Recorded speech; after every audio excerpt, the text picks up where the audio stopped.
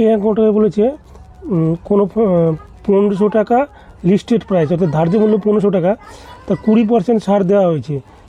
এবার বলা হয়েছে যদি এরপরে আর কতটা ছাড় দিতে হবে যদি সেটা হচ্ছে 1104 টাকায় বিক্রি করে, অর্থাৎ কোনো একটা ক্রেতা যদি সেটা 1104 টাকায় কিনে নেয় তাহলে আরও কতটা ছাড় দিতে হবে।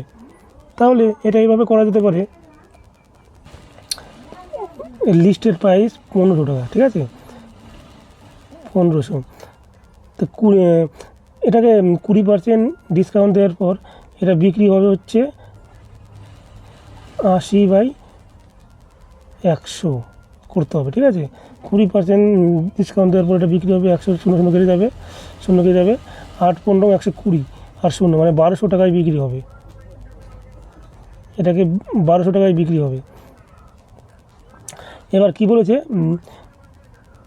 যদি সেটাকে 1104 টাকায় বিক্রি করতে হয় তাহলে কত টাকা ছাড় দিতে হবে।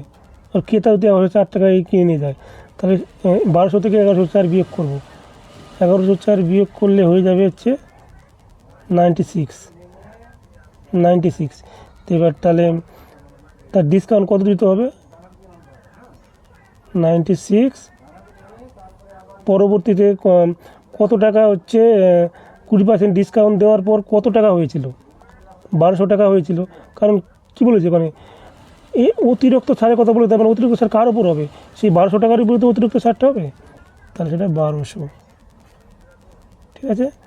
1200 এটার সাথে 100 গুণ করতে হবে, 100 গুণ করলে 0 0 কেটে যাবে, আর 12 দিয়ে 96 কাটলে হচ্ছে 8 হবে, অর্থাৎ উত্তর হবে 8%, ঠিক আছে।